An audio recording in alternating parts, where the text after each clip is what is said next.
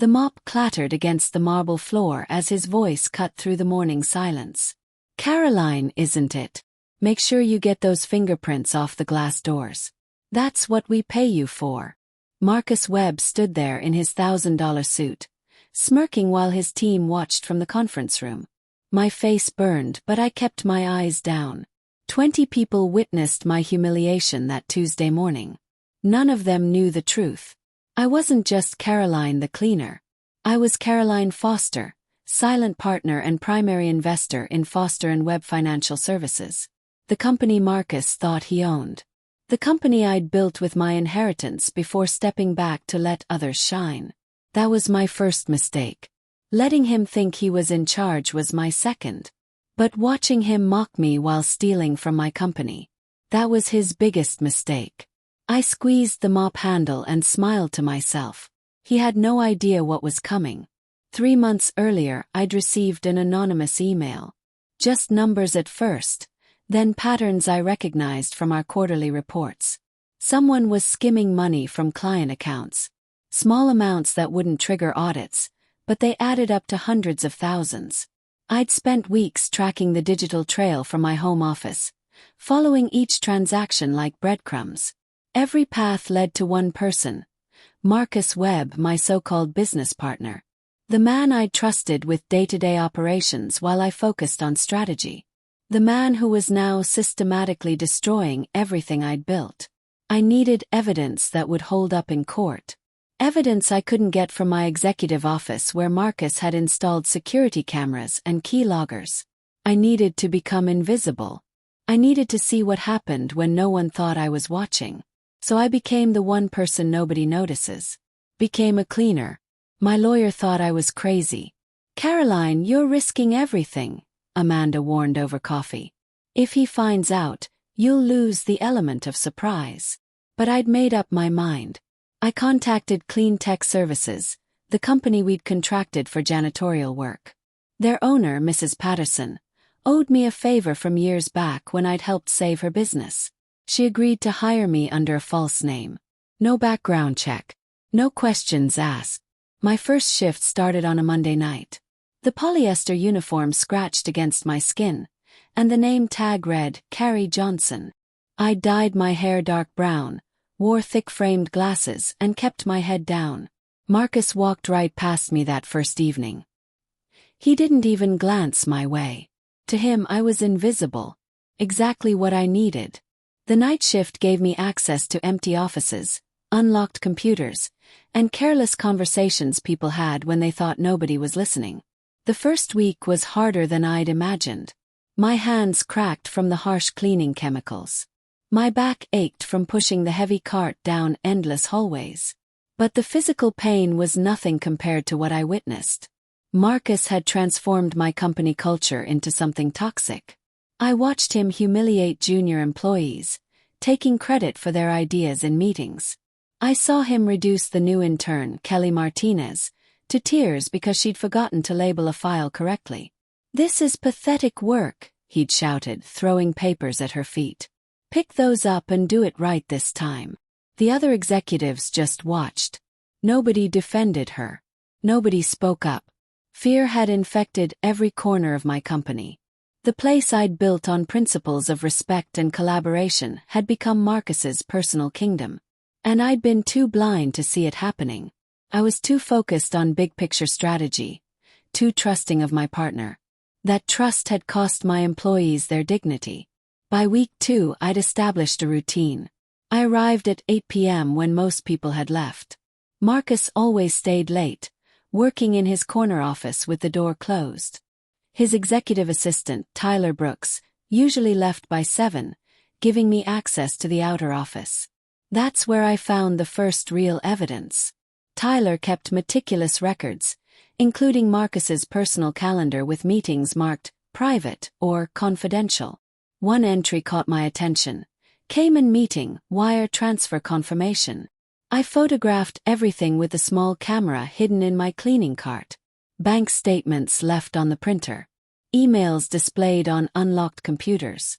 Sticky notes with passwords Marcus thought were secure. He was sloppy because he believed he was untouchable. Because he thought the cleaning lady couldn't read, couldn't understand, couldn't do anything even if she noticed. His arrogance was my advantage. Every night I collected more evidence. Every morning I compiled it into a file for Amanda. The day Marcus first mocked me publicly, I'd been working there for 3 weeks. I was wiping down the conference room windows when he arrived with his morning entourage. "Caroline," he said, reading my fake name tag. "Those windows look terrible. Do them again." His team laughed. I nodded and kept working, making myself smaller. Inside, rage burned hot enough to melt steel. This was my company, my vision, my investment, and he was treating me like trash in the building I'd purchased. But I swallowed the anger and played my part. "Yes, sir. Sorry, sir." That submissive response seemed to satisfy him. He turned back to his colleagues, already forgetting I existed. That afternoon, I found his personal laptop left unattended in his office. 20 minutes was all I needed. I copied his hard drive while pretending to empty his trash can. The files I found were devastating. Proof of embezzlement, falsified reports to investors, even plans to push me out completely by diluting my shares.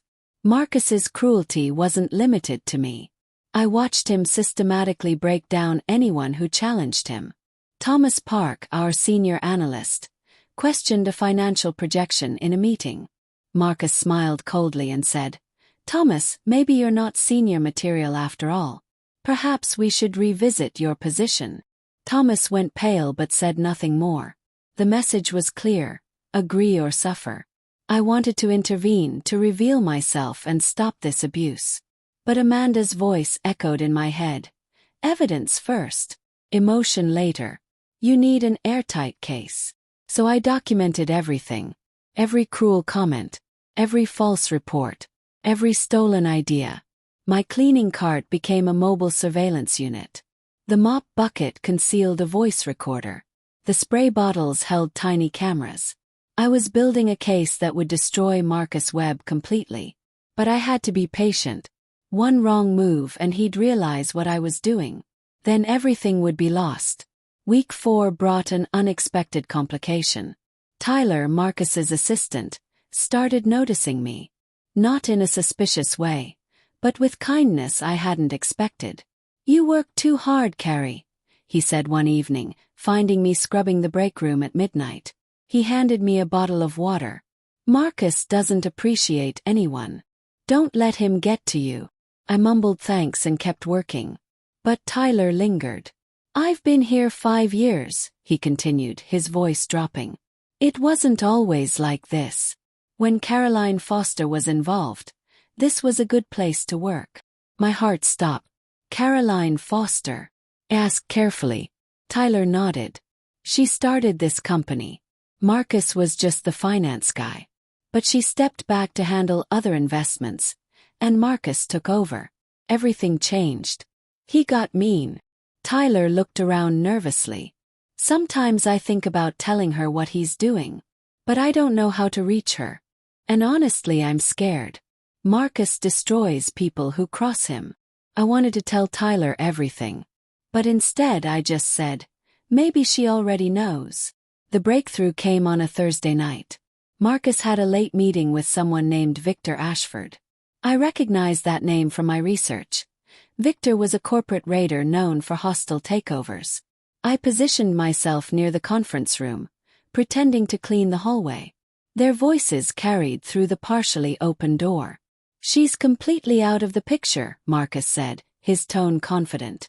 "Caroline hasn't checked the financials in months. She trusts me completely." Victor laughed. "And when do we make the move?" "Next month," Marcus replied. "I've been slowly transferring assets to offshore accounts. Once that's complete, we'll restructure the company, claim financial difficulties, and force her to sell her shares at a fraction of their value. Then you buy in, we go public, and we're both rich." My hands shook so hard I nearly dropped the cleaning spray. He wasn't just stealing. He was planning to take everything. My entire life's work. The company I'd built from nothing. The legacy I'd hoped to pass on. All of it gone. I steadied myself and kept recording. This was it. The confession I needed. That weekend I met with Amanda in her office. She listened to the recording 3 times, her expression growing darker each time. "This is conspiracy to commit fraud," she said finally. "With the documentation you've gathered, we can have him arrested." I shook my head. "Not yet. I want everyone to see who he really is. The board, the employees, the investors. Everyone who trusted him."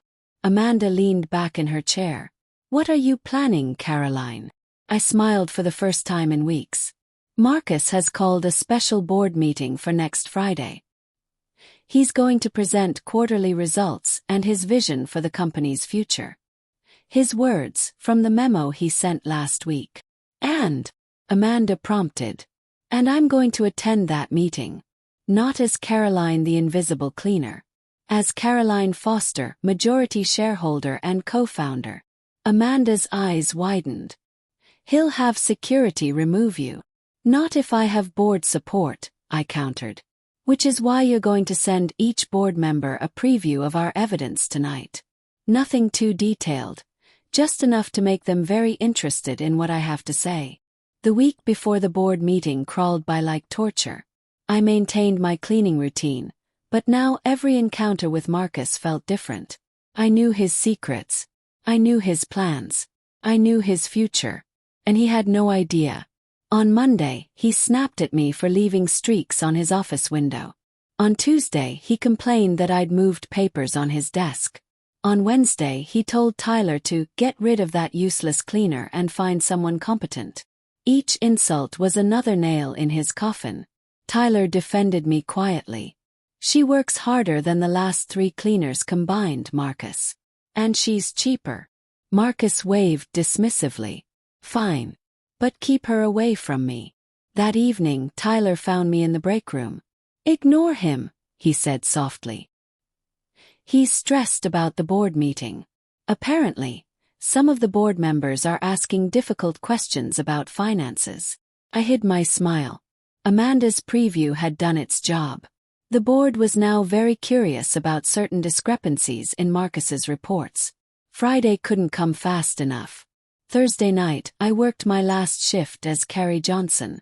I cleaned every office one final time, including Marcus's.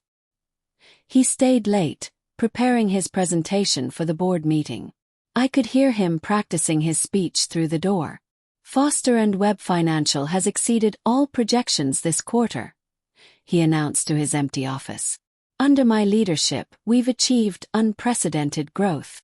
Every word was a lie. The growth was manufactured through accounting tricks. The profits were inflated by the money he'd stolen. The success was an illusion built on fraud. I knocked softly on his door. He looked up, annoyed. "What?" "Just need to empty your trash, sir," I said meekly. He waved me in without really looking at me. I walked to his desk, picked up the trash can and paused. "Sir, can I ask you something?" Marcus sighed heavily. "What?" "Do you ever worry about people you've underestimated?" He looked at me, then really looked at me for the first time. "What kind of question is that?" Shrugged. "Just something I've been thinking about." "Good luck tomorrow, sir." I left before he could respond. Behind me I heard him mutter, "Crazy cleaning lady." Friday morning I woke before dawn. My real clothes felt strange after weeks in a polyester uniform. I chose a navy suit, the one I'd worn when I'd first pitched Foster & Webb to investors. My hair was still dark from the dye, but I'd had it professionally styled. The thick glasses were gone, replaced by contacts. I looked like myself again. Powerful. Confident. Ready. Amanda met me in the parking garage at 8 a.m. "The board members are already inside," she said. "They're very interested in what you have to say. Marcus doesn't know you're coming." "Good," I replied. "Where is he?" "In his office, reviewing his presentation one last time." "Caroline, are you sure about this?" I thought about Kelly crying over scattered papers. About Thomas being threatened for asking questions. About Tyler's quiet fear. About every employee who'd suffered under Marcus's cruelty. I've never been more sure of anything. We took the executive elevator to the top floor. My floor. The one I hadn't visited in months. It was time to take back what was mine. The boardroom was exactly as I remembered it. 10 chairs around a mahogany table, floor-to-ceiling windows overlooking the city, the Foster & Webb logo etched in glass on the far wall. 7 board members were already seated, speaking in hushed voices. They looked up as I entered. "Caroline Foster," Board Chair Patricia Hughes said, standing. "We received your attorney's message. This is highly unusual." "So is embezzlement," I replied, taking my seat at the head of the table. Marcus's seat. The one he'd claimed as his own. Patricia nodded slowly. "We've reviewed the preliminary evidence. If what you're suggesting is true, this is catastrophic." "It's true," I said firmly. "And in about 10 minutes, Marcus Webb is going to walk through that door expecting to give a presentation about our company's success. Instead, he's going to answer for his crimes." The board members exchanged glances. One of them, Gerald Thompson, spoke up. "Why the theatrics, Caroline? Why not just present your evidence and call the authorities?" Smiled. "Because Marcus Webb has spent months making people feel small, making them feel powerless. I want everyone to see that actions have consequences. That cruelty doesn't go unpunished." Patricia checked her watch. "He'll be here any moment." Marcus entered the boardroom at exactly 9 a.m., Tyler trailing behind with presentation materials. He was smiling, confident, perfectly groomed. He didn't even glance my way at first, too focused on greeting board members. "Patricia, Gerald, wonderful to see you all," he said warmly. "I think you'll be very pleased with this quarter's results." He moved to the presentation screen, and that's when he saw me, sitting in his chair, at the head of the table. His smile froze. "What is she doing here?" Patricia spoke calmly. "Ms. Foster has some concerns about the company's financial management. Concerns we'd like you to address." Marcus's face flushed red. "This is inappropriate. Caroline hasn't been involved in daily operations for months. She has no right to." "I have every right," I interrupted, my voice sharp. "I own 51% of this company. You seem to have forgotten that." Marcus laughed, but it sounded forced. "You've been absent. You left me to handle everything while you pursued other interests. You can't just waltz back in and—" I pulled out my phone and pressed play. His voice filled the room. "She trusts me completely. We'll force her to sell her shares at a fraction of their value." The color drained from Marcus's face. "Where did you get that?" "Keep listening," I said coldly. The recording played for 3 minutes. Victor Ashford's voice. Marcus's confession. Plans for offshore accounts and hostile takeovers. Every detail of his betrayal laid bare for the board to hear. When it ended, silence filled the room. Marcus looked around desperately. "This is taken out of context. Caroline, you don't understand." "I understand perfectly," I said, standing. "You've been stealing from client accounts, falsifying quarterly reports, planning to destroy the company I built so you could profit from its ashes." I nodded to Amanda, who began distributing folders to each board member. "In these folders you'll find bank statements, wire transfers, emails, and financial records documenting months of fraud. You'll also find testimony from employees about Mr. Webb's hostile work environment and abuse of power." Marcus grabbed his folder and flipped through it, his hands shaking. "How did you?" "This is impossible." "Nothing's impossible," I replied, "when you're invisible." His head snapped up. "What?" Smiled. "For the past 4 weeks, I've been working here as a cleaner. You walked past me hundreds of times. You insulted me, dismissed me, treated me like furniture." Understanding dawned on his face. "Carrie Johnson. That was you?" Marcus lunged toward me, but Gerald stood up quickly, blocking his path. "Sit down, Marcus," Gerald ordered. "Or I'm calling security right now." Marcus backed away, his confident facade crumbling. He looked at the board members, searching for an ally. You can't believe this. Caroline clearly has a vendetta. She's been absent for months and now she shows up with these accusations. These aren't accusations, Patricia interrupted. These are facts. Documented facts. Did you or did you not meet with Victor Ashford to plan a hostile takeover? Marcus's mouth opened and closed. No words came out. Did you or did you not embezzle client funds? Gerald pressed. Tyler, who'd been standing frozen by the door, suddenly spoke up. He did. I have copies of transactions he asked me to process. I thought they were legitimate, but when I started asking questions, he threatened to fire me. Marcus whirled on his assistant. You disloyal. No, Tyler said firmly, his voice stronger now. You made me complicit in fraud. You threatened everyone who questioned you. I'm done being scared. I felt a surge of respect for Tyler. Speaking up against Marcus took courage. The kind of courage this company would need going forward.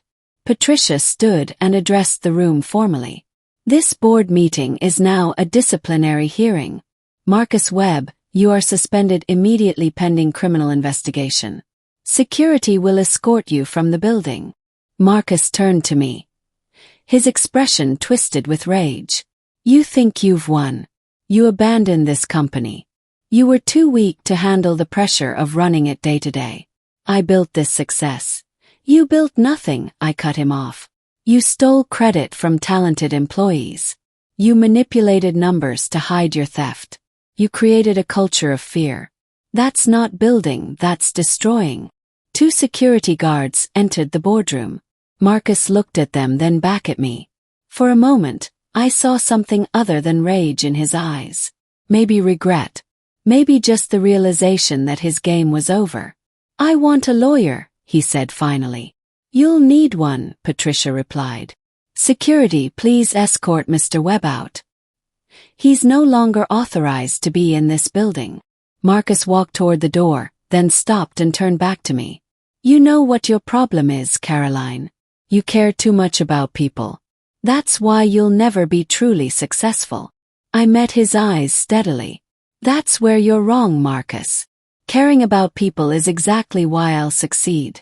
Because loyalty built on respect lasts. Fear only works until someone stops being afraid. After Marcus left, the board meeting continued. Patricia addressed the remaining business methodically. Caroline, the board needs to understand your intentions. Are you resuming daily operational control? He nodded. Yes, I made a mistake stepping back. I thought delegating would allow me to focus on growth strategy. Instead, it created a power vacuum that Marcus exploited. Gerald leaned forward. What's your plan for restoring company stability? I'd prepared for this question. First, full financial audit. We need to know exactly how much was stolen and from whom. Second, client notification and restitution. Third, cultural rebuild. I'll be conducting individual meetings with every employee to understand the damage Marcus caused. Tyler raised his hand tentatively from his corner. May I say something? Patricia nodded. Go ahead. Caroline, Ms. Foster, is the person who should lead this company. I've worked here 5 years. The first 2 under her leadership were incredible. People were happy, productive, proud to work here. The last 3 under Marcus were terrible. Everyone was scared. If she's willing to come back, we should support that. Several board members nodded in agreement. Patricia turned to me. It seems you have staff support. The board will take a formal vote, but I believe we're unanimous. Welcome back, Caroline. Relief flooded through me. Thank you. All of you. The rest of Friday was a blur of meetings. Police arrived to take statements about Marcus's fraud. Amanda coordinated with forensic accountants. Tyler helped me access files Marcus had locked away. By 6 p.m. I was exhausted but also energized. Walking through the office as myself felt right. Employees approached me cautiously at first, unsure how to react. Kelly, the intern Marcus had humiliated, stopped me in the hallway. Ms. Foster, is it true? About you being the cleaner? He nodded. It's true. Tears filled her eyes. You saw him treat me like that. I did. And I'm sorry I didn't stop it immediately. But Kelly, what Marcus did to you, to everyone here, that ends now. I promise you this company will be better. She wiped her eyes. Thank you for coming back. Word spread quickly. By the time I left that evening, several employees had thanked me personally. Others just watched from their cubicles, still processing what had happened. Trust would take time to rebuild. But for the first time in months I felt hopeful. As I walked to my car, I passed the maintenance closet where I'd stored my cleaning supplies. The polyester uniform hung on a hook. I left it there as a reminder to never again become so disconnected from my company that I couldn't see what was happening on the ground floor. The weekend gave me time to reflect. Amanda came over Saturday afternoon with updated reports. The forensic audit is underway, she said, spreading papers across my kitchen table. Preliminary numbers suggest Marcus stole around $800,000 over 18 months. Felt sick. That's more than I thought. It gets worse. He also manipulated several client accounts, showing false profits. Some clients will be furious when they learn the truth. I sighed deeply. We'll handle it. Full transparency. Offer restitution from company funds if necessary. We're not hiding this. Amanda made notes. The police want a full deposition on Monday. They're building a case for wire fraud, embezzlement, and conspiracy. With your evidence, they're confident about prosecution. Good, I said firmly. Marcus needs to face real consequences. We worked through the afternoon, planning the company restructuring. I'd promote Tyler to Chief Operating Officer. He'd earned it by speaking up. Kelly would move from intern to junior analyst with a full scholarship for her business degree. Others who'd suffered under Marcus would get raises and formal apologies. By Sunday evening I had a comprehensive plan. Monday morning I'd address the entire company. No more hiding. No more secrets. Just honest leadership rebuilding what had been broken. Monday's all-staff meeting filled the main conference room. 90 employees packed in, their faces showing a mix of curiosity and anxiety. I stood at the front, no notes, just honesty. Most of you know by now that Marcus Webb has been suspended pending criminal investigation. What you might not know is the extent of his misconduct, or my role in uncovering it. I explained everything. My decision to go undercover. What I'd witnessed. The evidence I'd gathered. The plans Marcus had made. Some employees looked shocked. Others nodded knowingly, as if pieces were finally clicking into place. I owe all of you an apology, I continued. I stepped back from daily operations, and in doing so, I allowed a toxic culture to develop. I should have been more present. I should have listened more carefully. Thomas Park spoke up from the back. What happens now? Now we rebuild, I said firmly. I'm resuming full control. We're conducting a complete cultural audit. Anyone who wants to share their experiences with me can do so confidentially.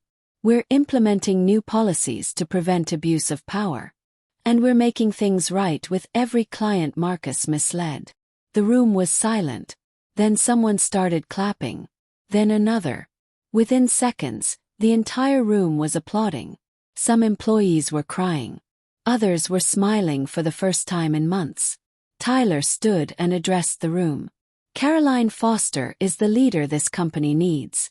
If you didn't know that before, you should know it now. More applause. I felt tears threatening but held them back. There would be time for emotion later. Right now I needed to be strong.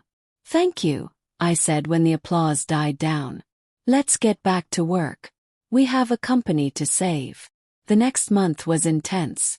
The financial audit revealed even more fraud than initially suspected. Marcus had created fake vendor accounts, billing the company for services never rendered. He'd inflated expense reports and pocketed the difference. Total theft exceeded $1.2 million. He was arrested in early November.